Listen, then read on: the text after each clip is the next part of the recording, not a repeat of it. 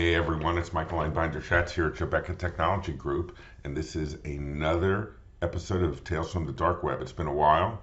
Thanks for hanging in there. I know you've been waiting for this latest episode, and I appreciate your patience. Kind of like the pause in the season, the half-season break of Walking Dead. This is just like that, with just a few less viewers. I want to talk a little higher level concept today, but again, the idea is not to get technical, but it's higher level. People sometimes go, well, what does it mean? Why do we worry about the dark web and breaches and how important are they? We get inured to what it all means because we see these breaches so often. And when I say we, I'm talking about the collective we. What does it mean when you're reading about breaches all the time? You probably start to ask yourself, well, how important is it? I'm going to just give you a couple of examples, and it's by no means the inclusive list. If a company gets breached and your data is in their database, and that could be anything from a LinkedIn to a Marriott to an Ashley Madison or any of those, again, not judging, what if you've used the same password elsewhere?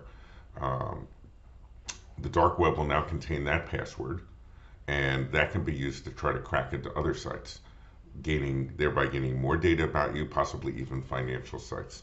The other piece that sometimes people don't understand is that that data can then be used in a phishing attack. So let's say that your password was your cat's name, Mr. Ruffles, and now you get a phishing email saying, I know your password is Mr. Ruffles, and you're going, oh no, they got my password. They know it's Mr. Ruffles. That must be legit, you know? So I've been hacked. Or another thing is they construct a phishing email that says it's time to change your password from Mr. Ruffles. Click on this link. And you're going, oh, well, it says my password is Mr. Ruffles, therefore I should just click on this link and do whatever it says, thereby giving more information away. So those are a couple of ways. If your data gets out there on the dark web, we can't control whether or not that happens because we're not performing the security on those systems out there. You don't have any control over the security on a big provider like a LinkedIn or a Home Depot. So once that data gets out there, you want to know that it's out there so that you can take proactive action. And really, the ones that have been in the news, like Marriott recently with 500 million records breached, you should be concerned. You should know that your data is out there and at least be proactive by changing your services or passwords on sites as proactively as possible, using complex passwords, not using the same password in any two sites, so on and so forth. Now, this gets to the latest breach of the week, a smaller one, but important nonetheless.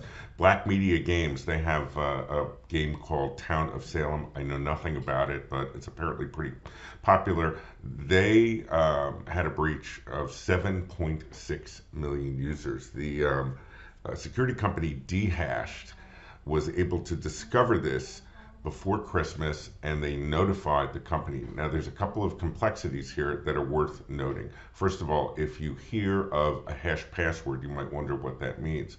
In theory, a hash password is a good thing because it means that the company is not storing your password on their servers. Well, that's good, right? It takes your password and it performs an action and it creates a hash, kind of like Aunt Rose's soup. You know that if you put certain ingredients in there, you're going to get the same soup every time. You have to put the same ingredients in. You have to type the same password every time, and it'll perform the same action and get the same result. So that, on theory, is good. However, there are many different ways of hashing out there, and some are very simple, and some are extremely complex. Very simple, breaking a hash password could take minutes or days or weeks. Very complex, decades or centuries. And it all depends on how much money the company is willing to spend on the security, essentially, at the end of the day. So those can be cracked. Now, here's a bad combination. Black Media Games, the maker of Town of Salem, had a weak hashing algorithm. And then when they were warned that this breach had happened, they were slow to respond. You add those two things together, that is danger, okay? Because that gives the people who performed the breach more time to run their tests against the hash and find matches. Okay, so it's really Really pretty simple. This stuff gets out there. Hopefully the companies you're doing business with are giving your information to or using good tools, but you have no control over that. The best thing we can offer you is dark web monitoring.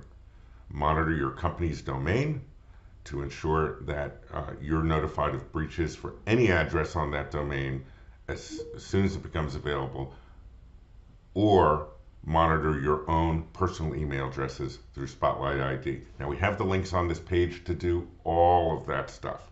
And I'm going to ask that you please like us on Facebook, follow us on YouTube, subscribe to the channel, name your kids after us, put me in your will, all of that good kind of stuff that we ask you to do at the end of the video.